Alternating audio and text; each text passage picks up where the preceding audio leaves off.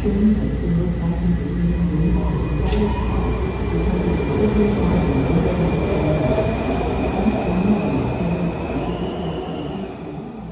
everyone, and welcome back to the series on how I would expand DC's transit system in general.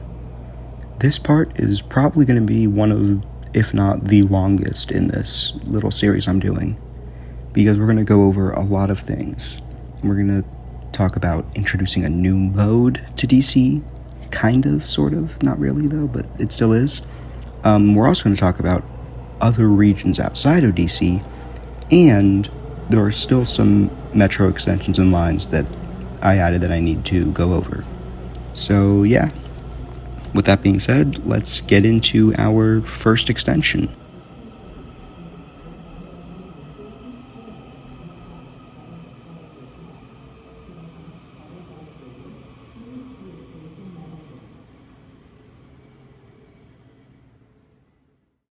Ironically enough, we're actually starting with an extension of an extension I talked about in the previous video, and that is taking the yellow line from Burtonsville to Columbia. So, after Burtonsville, the line continues elevated above Old Columbia Pike before rejoining into the current Columbia Pike and descending down to at grade to run in the median.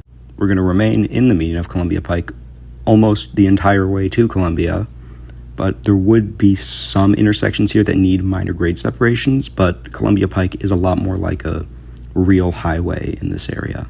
Our first stop would be Skaggsville at Columbia Pike and Skaggsville Road, before continuing on to the next stop at Twin Oaks, which would be at Columbia Pike and Johns Hopkins Road. Our next two stops are Riverwood, which is at the southern end of the huge cloverleaf interchange of the Patuxent Freeway and Columbia Pike, and then it's Seneca Drive at Columbia Pike and Seneca Drive.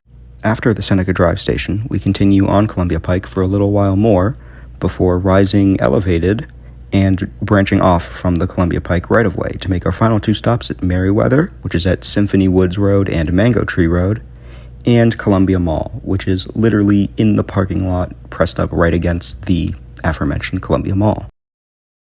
Our next line is one that was suggested to me by a friend and that I had originally thought of doing before scrapping my ideas and then coming back to it after doing a bit of tweaking. And that line would be an inner loop line, which I have designated as the A line. So, because a loop line doesn't really have a set terminus to it, I'm just going to start from the very top of the loop and go counterclockwise around. So, we're going to start at the Washington Medical Center station, which I forgot to mention in the previous video that this station would be built as a stacked station with a cross-platform transfer provision, and that's what we're going to put into use here for this new loop line, which would have a direct cross-platform transfer with the yellow line. After leaving the station, it then branches off, heads down Columbia Road, where it has a transfer with the green line at the Columbia Heights station, before the line makes another stop in Adams Morgan at Columbia Road and Mintwood Place. After this stop, the line then runs under Columbia Road until it meets with Connecticut Avenue, which it runs under the Red Line tunnels for a very brief section before turning to run under Florida Avenue, where it has its next stop at Embassy Row, which is at Florida Avenue and Massachusetts Avenue.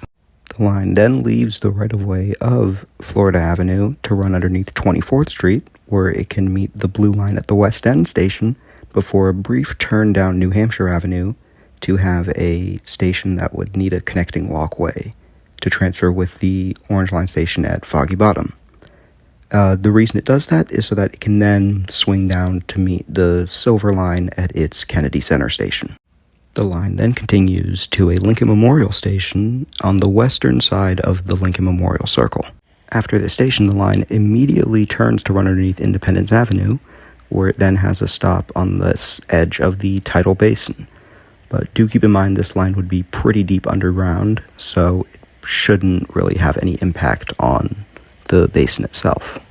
The line would then turn to run underneath Main Avenue Southwest, where we then reach a stop at the Wharf, which would be under Main Avenue, obviously, but right next to Benjamin Banneker Park. It's then 3 more stations as the line turns to meet the Green Line at Waterfront, swings down to meet the Coral Line at Buzzard Point, and then comes back up with a stop at Barracks Row, which would be at M Street and 6th Street Southeast. The line then turns to run up 8th Street Southeast, where it can meet the Orange Line at the Eastern Market Station, before having a brief jog down South Carolina Avenue so that it can meet the Blue Line at Lincoln Park, where right before that station it would turn to align itself to run underneath 12th Street Southeast, and it would then continue up 12th Street in order to meet the Silver Line at the Lovejoy Station. We then have a stop at Montello Avenue, which would be at Florida Avenue and Montello Avenue, obviously. And then after this, the line would then turn to have a stop directly under Gallaudet University. The line then swings up to meet the Red Line at the Rhode Island Avenue station, before turning to have a stop at Trinity University, which would be directly in front of the campus on Franklin Street, before then finally swinging back up to the Washington Medical Center to rejoin and form a loop. This line would have to be basically entirely underground and pretty deep as well, so it would be astronomically expensive, but it does serve to connect a lot of the areas near and around downtown DC that you still have to go through downtown to get between. There are a bunch of misconnections with this line, though, most glaringly being that Red Line missed connection at over by Embassy Row and all that, where the Red Line stops at DuPont Circle and then goes right past this line, and we run under it. So the paths cross, but there's no station. And that's a bit of an issue, because we want to have as many transfers as possible. But with the actual routing of the line, there's not really a better way to fit that in without adding an infill on the Red Line, which in that area is just not possible. So, how do we fix these misconnections? Well, it's time to introduce a new-ish mode to DC. Velkommen til Oslo, or in English, welcome to Oslo. What you're seeing on screen right now is the Oslo Trams, a very large tram system for a city of Oslo's size, with almost 90 tram stops across 6 different routes. But what sets this tram system and many tram systems in Europe apart from systems like the DC streetcar is that they're actually mostly pretty nice to ride on. The frequencies aren't absolutely awful, and the trams themselves are usually running in streets but have their own dedicated lanes, or in this case, grassy median tram tracks. Well, actually in this one they're to the side of the road, but still. So that just overall makes it faster and, again, just more pleasant to ride on from a user perspective. And tram systems like this are something that, again, you've only really seen in Europe. They started out in France before eventually expanding to, well, the rest of Europe in general. And this is something that I think DC could definitely benefit from, especially in my plan, where you have a lot of these connections between metro lines that are a bit too far to justify branching a line. So, I have created my own system of these modern-style trams for the DC area, and it is quite a large system.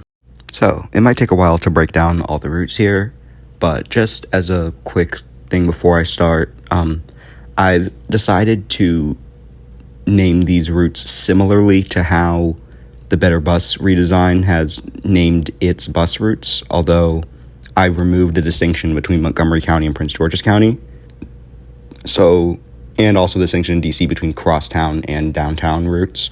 So all DC area tram routes are D and then a number. Maryland routes are M then a number. Virginia routes are V and then a number. With that said, strap in, folks. Let's jump right in to start with our first route, the D1. The D1 more or less follows the route of the proposed Anacostia streetcar, which was supposed to be the first streetcar in the DC streetcar system, but was eventually canceled due to funding issues. Starting from the Joint Base Bowling Station at Defense Boulevard and South Capitol Street, the line utilizes the abandoned and actually never used trackways that were installed that connect it to the Anacostia Metro Station, where, again, you can transfer with the Green Line. The line then continues up the former CSX rail alignment until reaching the next stop at Martin Luther King Jr. Avenue. It's then 3 more stops at Fairlawn, which would be at 18th Street Southeast, at Twining, which would be at Burn Street Southeast, and then at Massachusetts Avenue, which would be at, Massachusetts Avenue.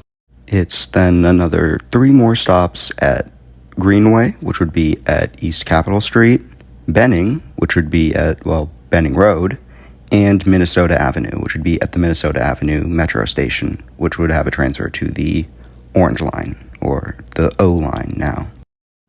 The D2 is our first sort of circumferential line, and this line would help solve a lot of the misconnections that the A line had. Starting from the C and S line, or Coral and Silver Line station at H. Benning, the line continues up Florida Avenue to its next stop at 11th Street, which would have a transfer to the A line station at Montello Avenue. The line then makes its next stop at 6th Street before turning onto N Street to meet the red line at the Noma station. It continues down N Street to meet the yellow or Y line at the New York Avenue station. The line then turns up 1st Street Northwest to its station at Q Street before turning up Florida Avenue again to a station at Rhode Island Avenue. It then continues to a stop at Georgia Avenue, which would have a transfer to the Shaw station on the Green or G line, then turns off Florida Avenue again to be able to meet the Green line at the U Street station, continuing on U Street to reach its next stop at New Hampshire Avenue, and then turning up 18th Street Northwest to meet the A line at the station at Adams Morgan, and then turning down Calvert Street and crossing Rock Creek. The line then turns onto Connecticut Avenue for a little bit to be able to transfer with the red line at the Woodley Park station, and then turns down Woodley Road. Woodley Road becomes Garfield Street, and then the line makes its next stop at Cleveland Avenue.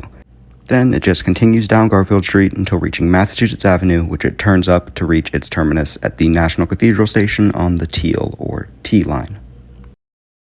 Route D3 starts at the Metro Center Station on the red and orange or R and O lines before continuing up 12th Street to reach its next stop at K Street, before then again continuing up 12th Street until reaching Massachusetts Avenue, which it heads up to reach the next station at Thomas Circle.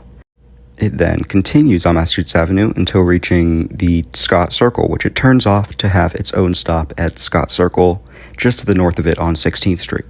It's then a straight shot up 16th Street, with stops at S Street, New Hampshire Avenue, which would have a transfer to the D2, Euclid Street, Irving Street, Oak Street, Upshur Street, Decatur Street, Kennedy Street, Missouri Avenue, which has a transfer with the Teal or T line, Whittier Street, Floral Street, Calmia Street, and Blair Circle, where the line turns up Colesville Road to reach its terminus at the Silver Spring Metro Station.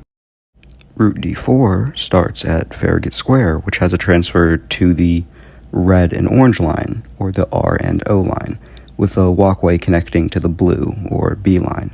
It heads up 17th Street before then turning onto Rhode Island Avenue to reach its next stop at Scott Circle with a transfer to the D3.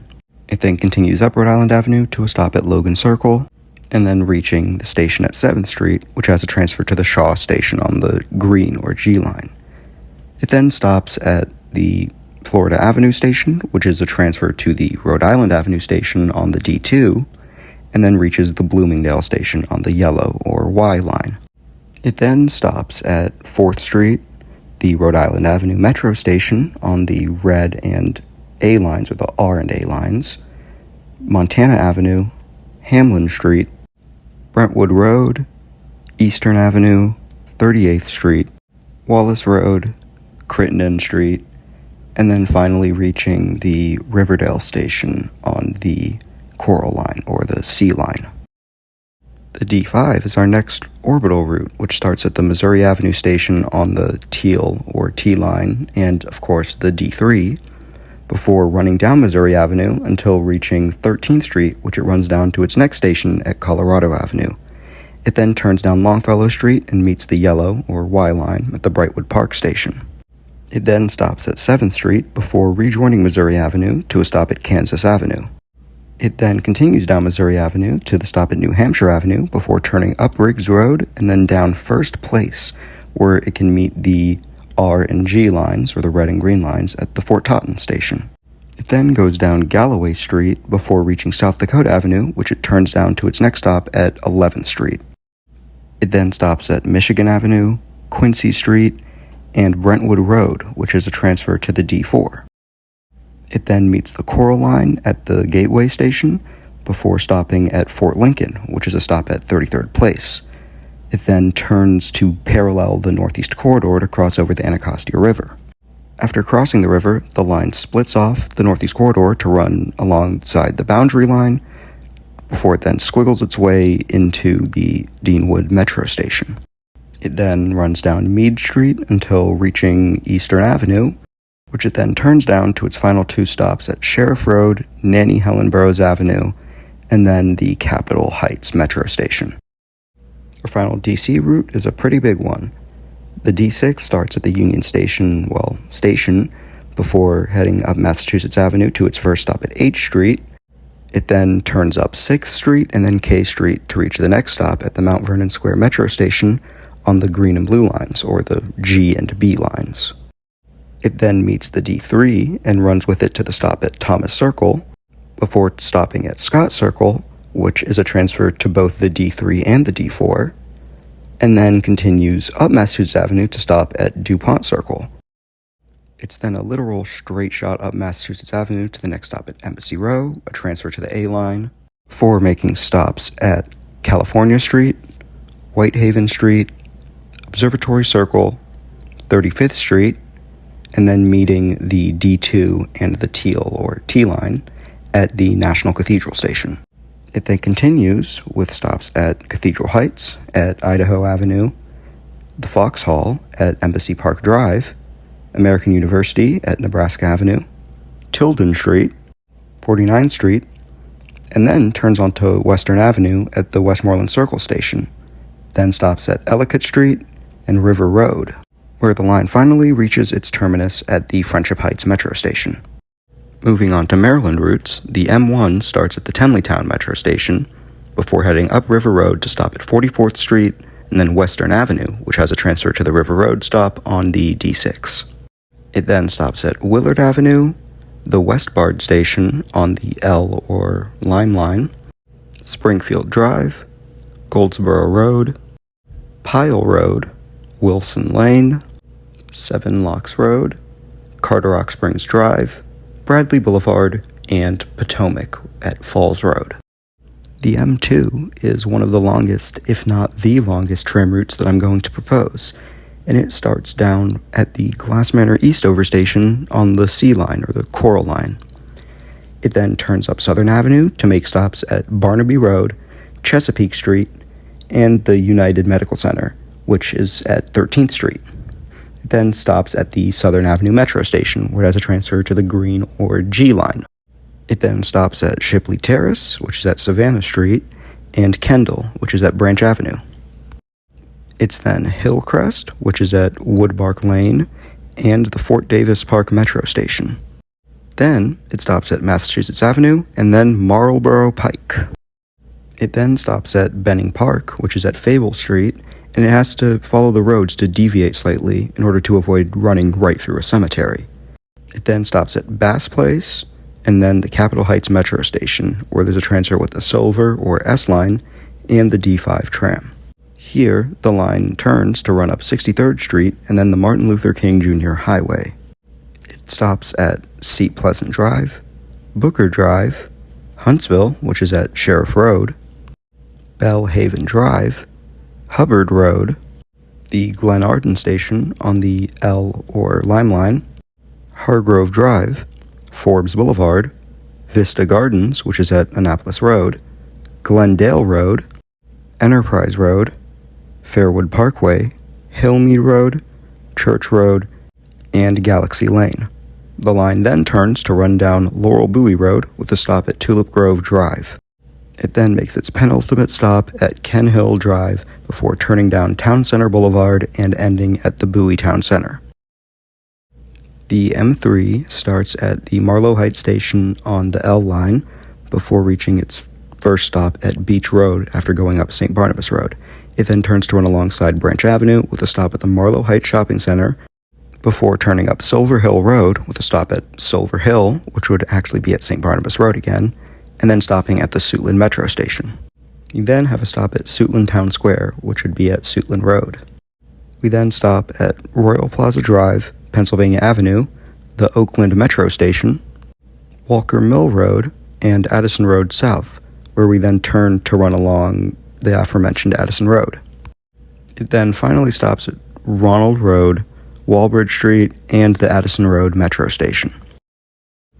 The M4 starts at the Bethesda Metro Station and heads up Old Georgetown Road with stops at Woodmont Triangle at Glenbrook Road, Huntington Parkway, Suburban Hospital, Alta Vista Road, Ryland Drive, and Democracy Boulevard, which it then turns down to Fernwood Road, which it then turns down until reaching the Montgomery Mall Transit Center.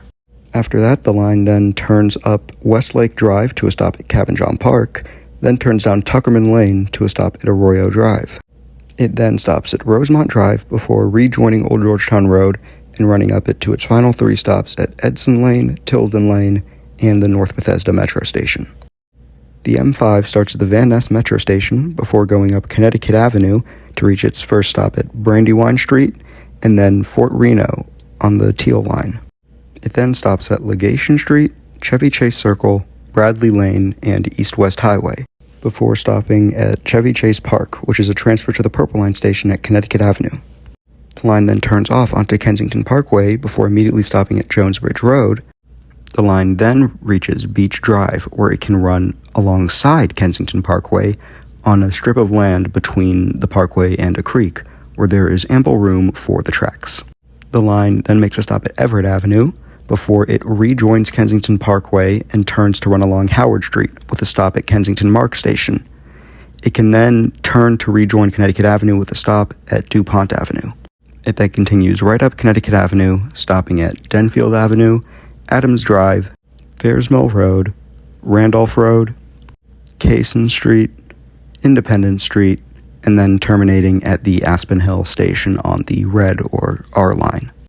Our final tram line for Maryland, the M6, I have starting at the Piney Branch Road station on the Purple Line, although it could feasibly be extended to the Tacoma Langley Transit Center. However, because that would require a 4-track section if you don't want to interline, and if you do interline, then it would remove headways from the Purple Line. I instead just chose the easier option of just having it end at the Piney Branch Road station. The line heads up University Boulevard to its first stop at Buckingham Drive, then 2 more stops at Franklin Avenue and Williamsburg Drive before reaching the Yellow Line station at Four Corners.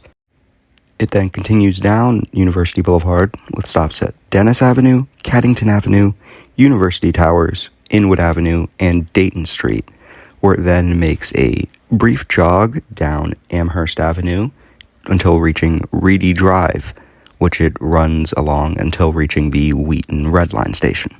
It then heads up Vares Mill Road, which it runs along in a straight shot with stops at Monterey Drive, Pendleton Drive, Connecticut Avenue, which is a transfer to the Vares Mill Road station on the M5, Randolph Road, Parkland Drive, Aspen Hill Road, Twinbrook Parkway, Abbott Road, and First Street, before the line then turns to run down Stone Street Avenue, where it terminates at the Rockville Metro Station on the east side. Starting off our Virginia routes is the V1, which would run along Route 29, starting at the Lyon Village Station on the T line. It continues up Route 29 to stops at Cherrydale, which would be at Quincy Street, Lee Heights, which is at Cherry Hill Road, and Glebe Road. It then continues west with stops at George Mason Drive, Lexington Street, and Allen Crest, which would be at Potomac Street. The line then turns down Sycamore Street to the East Falls Church Metro Station.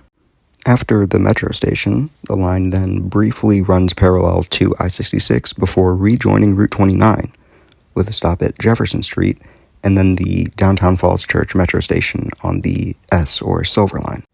The line then continues with stops at Winter Hill, which would be at Wallace Street, Greenway Boulevard, Graham Road, West Street, Fairview Park Drive, and the Merrifield Metro Station on the Beltway line, or the L line. The line would terminate at the Merrifield Mosaic District, whose stop would be at Prosperity Avenue.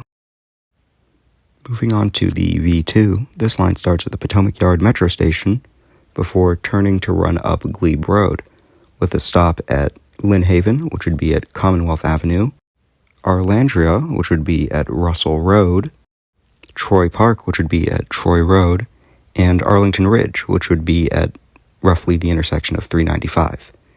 It then continues where it meets with the Teal or T line at the Green Valley Station, where it then runs alongside it, albeit on street level, where the Teal line would be below.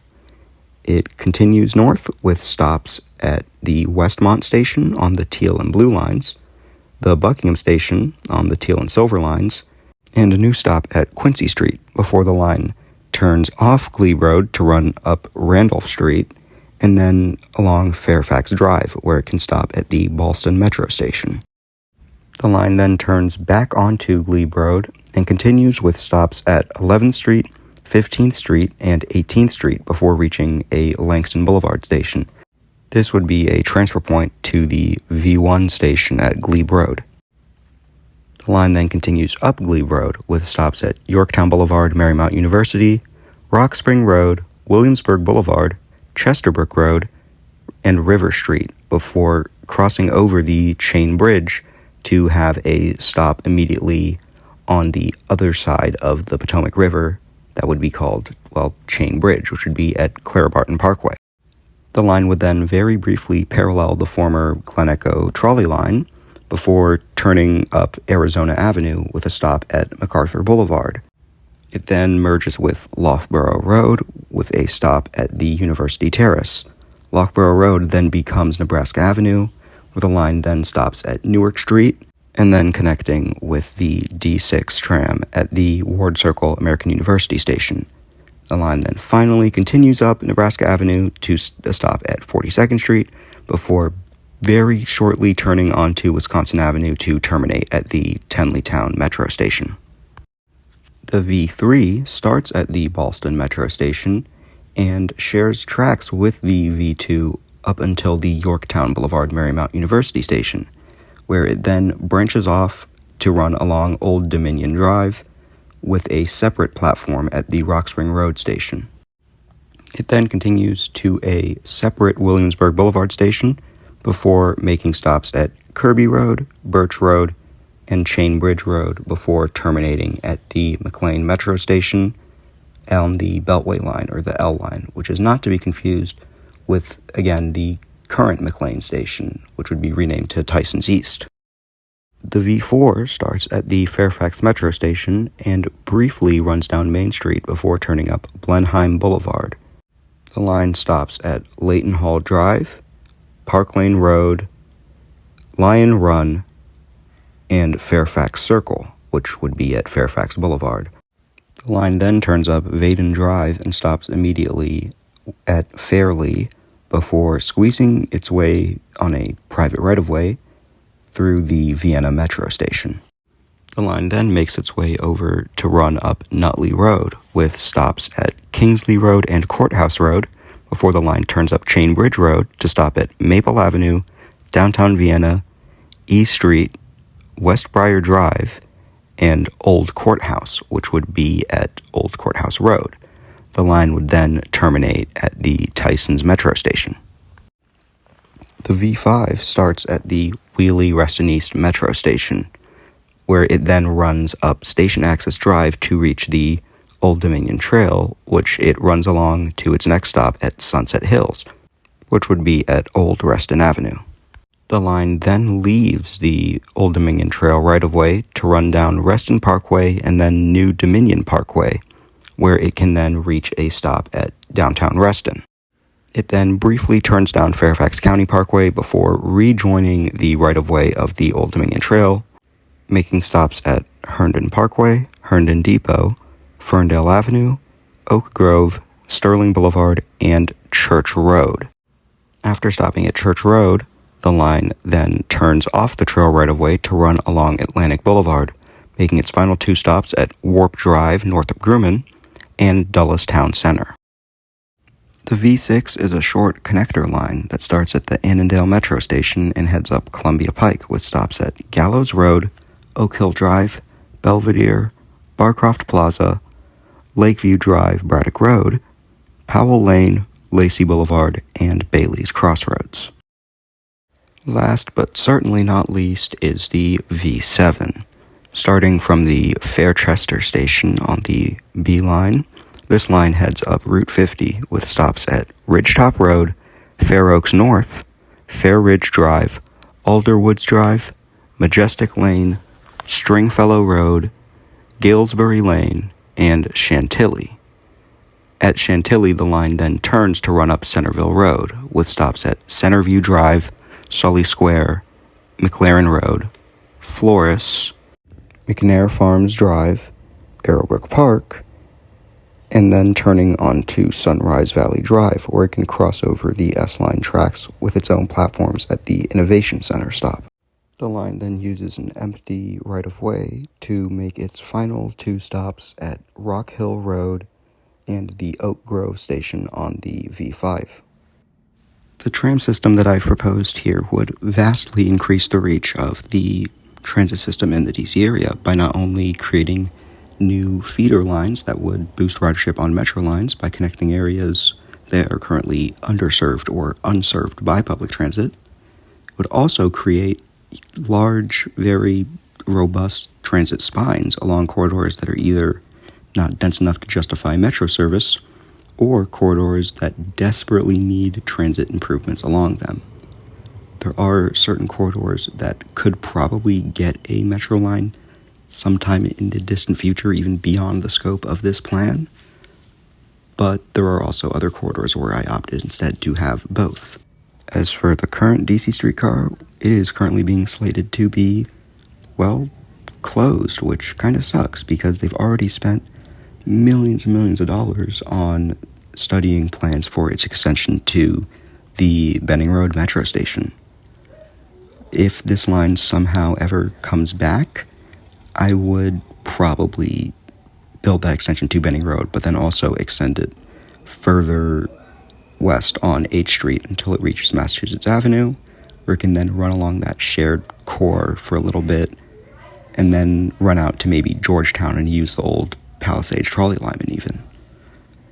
However, that doesn't seem like it's going to happen anytime soon, and since the line is probably going to be closed, I would propose simply just taking the trams on that line and moving them over to my proposed D1 tram, which ironically is what some of the DC streetcars are actually built for. With that being said, that's probably going to do it for this video. This took probably the most time to make, or second most I'd say, out of any video that I've ever made, so if you watched all the way through to the end, I really appreciate you for doing so. It's something that I've wanted to make for a while, and I felt like I couldn't really complete this series without talking about these trams. And station placements for the trams in between major stops are, again, subject to change. If you have better suggestions for where stops should be in the comments, let me know about it. But yeah, that's going to do it for this video. I've been Autistic Trans Fan, and I'm signing off.